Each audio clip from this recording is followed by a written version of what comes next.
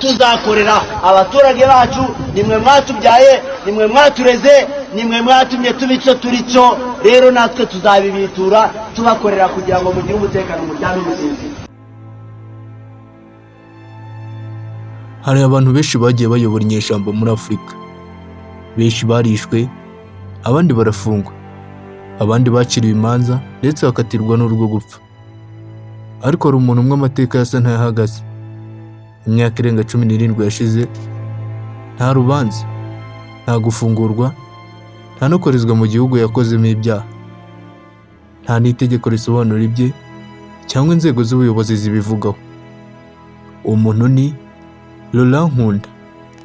Mu mwaka wa 2008, Laurent Nkunda yari umwe mu bantu bakomeye kurusha abandi mu burasirazuba bwa Kongo. Ingabo ze za CNDP zahindutseho 23. Icyo gihe zimaze gutsinda ibitero byinshi bya FARDC, igisirikare cya Kongo. Muri icyo gihe abasesenguzi bamwe bavugaga ko Laurent Nkunda ashobora gufata Goma igihe icyo ari cyo cyose. Mu mwaka wa 2009 habaye ikintu cyahinduye amateka. Igihe abantu bari biteze intambara ikomeye hagati ya CNDP ndetse n'igisirikare cya Kongo FARDC, Laurent Nkunda yarafashwe. Ntabwo yafashwe n'inzego za Kongo, yafashwe n'igisirikare cy'u Rwanda RDF. Kuva uwo munsi kugeza uyu munsi, izina rye rikomeza kuba rimwe mu mayobera akomeye mu karere k'ibiyaga bigari.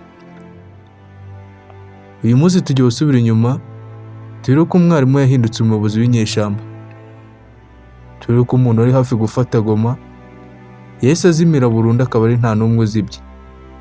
Kandi turebe impamvu ishobora gutuma Laurent Nkunda akiri mu Rwanda nyuma y'imyaka myinshi, n'amabanga byinshi inyuma. Tuguhaye ikaze. Nimba utarakanda subscribe, wareba hasi ukayikanda. Mbere y'uko izina rya Laurent Nkunda rimenyekana ku isi yose, Laurent Nkunda yari umwarimu. Laurent Nkunda yavukiye muri Rushuru, muri Kivu y'Amajyaruguru, ahagana mu mwaka wa 1967. Nyuma y'1967, mu ibyiruka rye habaye ibintu byinshi. Habayemo jenoside yakorewe Abatutsi mu Rwanda, ihunga ry'abasirikare n'interahamwe muri Zaire, intambara ya mbere ya Kongo, intambara ya kabiri ya Kongo.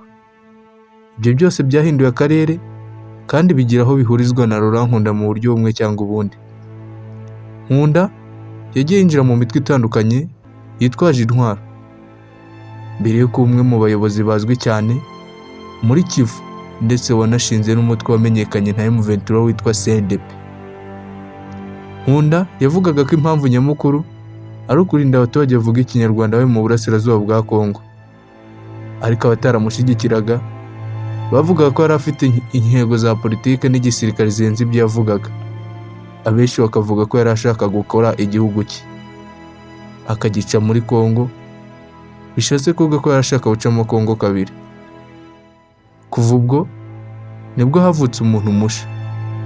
Yari akiri Laurent Nkunda w'umwarimu twari tuzi imbere, cyangwa wabyirutse yigisha abanyeshuri. Hari havutse Laurent Nkunda umuyobozi w'intambara.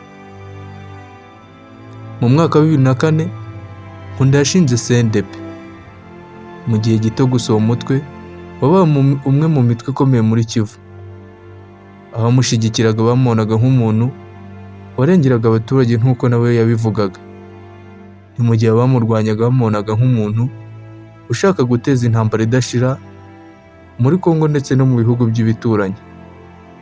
Icyakora hari ikintu kitavugwagaho rumwe.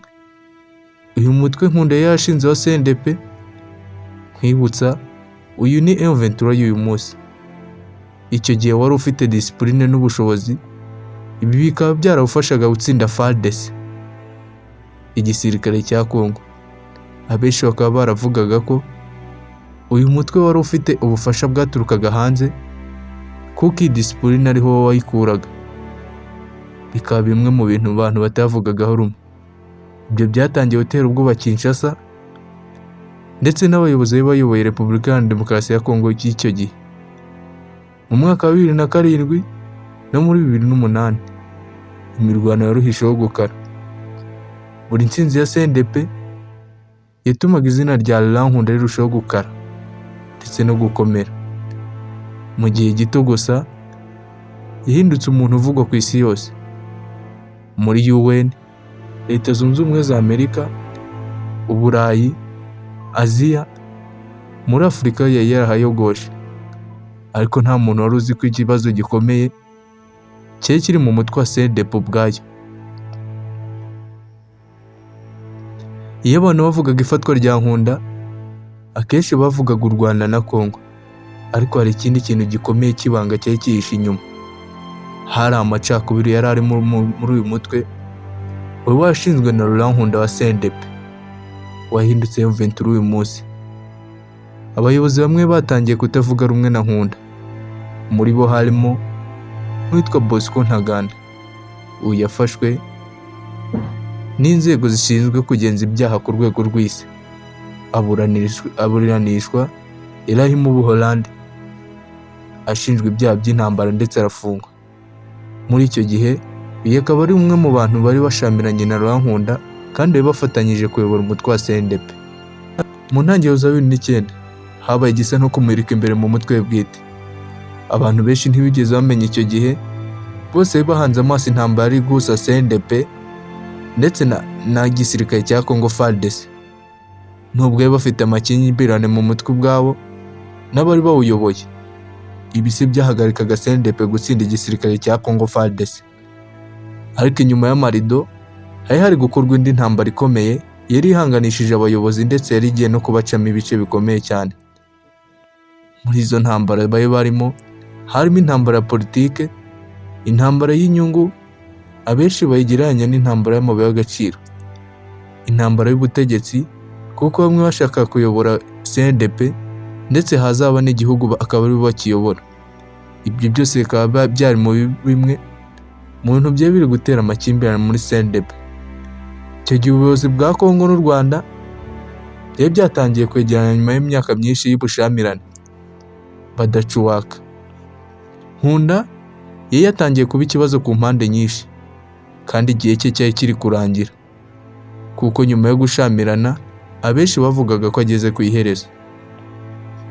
Tariki ya 22 Matarama, aha ni mu mwaka wa 2009, mu masaha ya nijoro asaga saa 12 kugeza saa 2 z'umugoroba, habaye operasiyo yari yateguwe ndetse yari yateguwe mu ibanga rikomeye cyane.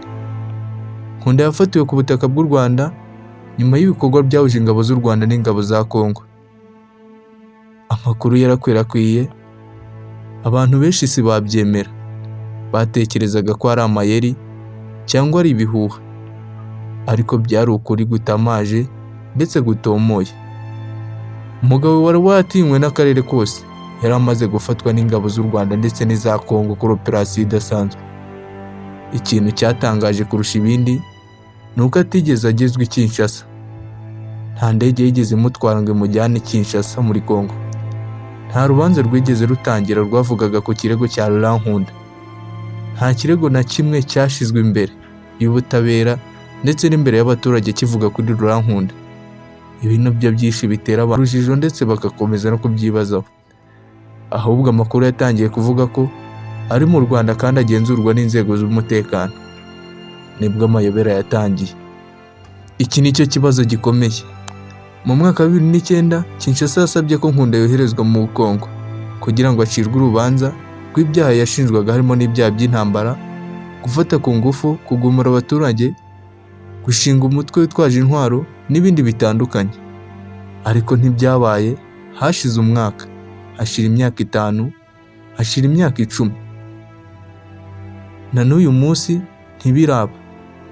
Abantu benshi bakibaza bati ese ni ukubera iki?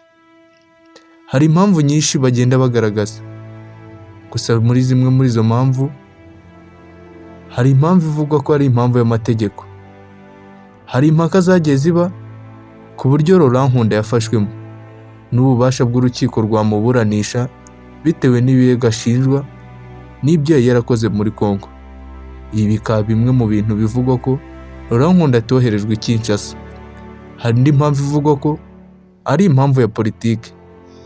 Abasesenguzi benshi bavuga ko Nkunda yamaze kuba igice cy'ikibazo kinini kurusha umuntu ku giti cye, kuko ifatwa rye ryari rifitanye isano n'ubufatanye busha hagati y'igihugu cy'u Rwanda Kigali ndetse na Kinshasa bwari bugamije kurwanya umutwe wa FDLR. Ibi bikaba bimwe mu bintu bituma Laurent Nkunda atagaragara mu ruhame ndetse akaba ataburanishwa. Indi mpamvu ya gatatu igaragazwa ni impamvu y'umutekano. Hari abatekereza ko kurekura Nkunda cyangwa kumwohereza muri Kongo byashoboraga kongera ndetse no gukurura umwuka mubi mu burasirazuba bwa Kongo. Ibi ngibi bikaba birimo no gushyigikira umutwe yari yatangije wa CNDP wongeye kuvuka witwa M23. Akaba ari imwe mu mpamvu yatumye Laurent Nkunda atarekurwa ndetse atoherezwa na Kinshasa, ndetse aba bakabihuza nuko yaramuka yoherejwe Kinshasa yashoboraga gukatirwa igihano cy'urupfu kandi uruhande rumwe ngo rutarabyemeraga. Ariko ikibazo ni kimwe, nta gisobanuro kirambuye kandi cyemewe na bose kigeze gitangwa. Niyo mpamvu amayobera akomeza kugaragara ndetse akagaruka henshi no ku isi. Abantu benshi bakaba bakibaza kuri Laurent Nkunda utavugwa. Uyu munsi amakuru amwerekeyeho ni make cyane kuko yaba no kuri social media iyo usacinze ubona izina Laurent Nkunda ridakurikirwa n'ibindi bintu, ubona amakuru rusange, ariko amakuru y'uyu munsi nta hantu wayakura. Ntagaragara mu ruhame, ntagira ibiganiro, nta bikorwa bya politike bizwi akora. Mu myaka yashize hagiye havuka ibihuha byinshi ku buzima bwe. Abenshi bakavuga ko Laurent Nkunda adafunze ahubwo atuye, abandi bakavuga ko yapfuye, abandi bakabihuza n'ibindi bintu. Ariko ikizwi neza ni uko kuva yafatwa mu mwaka wa 2009 atigeze asubira ku rugamba. Ntabwo yigeze arwana, ahubwo bavuga ko afungiye mu Rwanda. Kuri bamwe ni umuntu warangiye muri politike, ku bandi ni umuntu ugifite ibanga rikomeye mu mateka y'akarere. Iyo urebye amateka ya Laurent Nkunda ubona ibintu bibiri bitangaje.